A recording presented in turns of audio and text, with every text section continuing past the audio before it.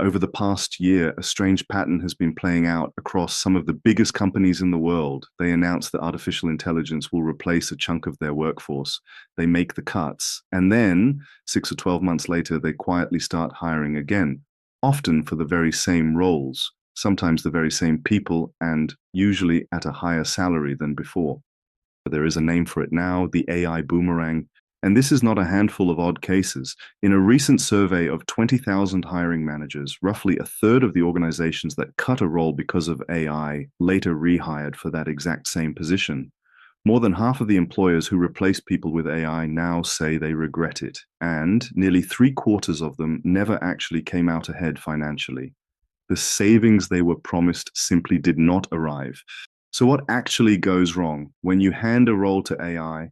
It tends to handle the routine part well, the predictable, repetitive, pattern matching work. Call it 60% of the job. But the rest is a different animal, the judgment calls, the awkward escalations, the context that lives in someone's head after years on the job. AI can complete tasks. It cannot yet complete a whole job. And that remaining 40% is where most of the real value quietly sits. Here is the part I want you to sit with. When these companies did their sums, the AI performed more or less as advertised on the routine work. It did not fail.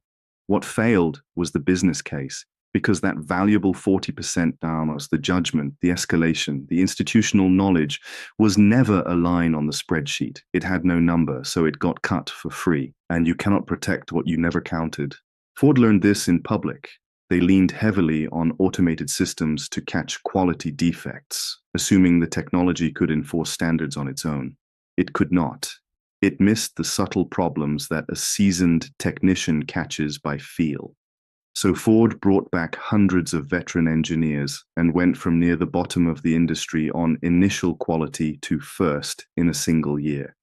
The lesson is blunt. Augment your people and you win. Replace them and you end up paying for the same work twice. So before your next AI-driven cut, do one thing. Price the 40%.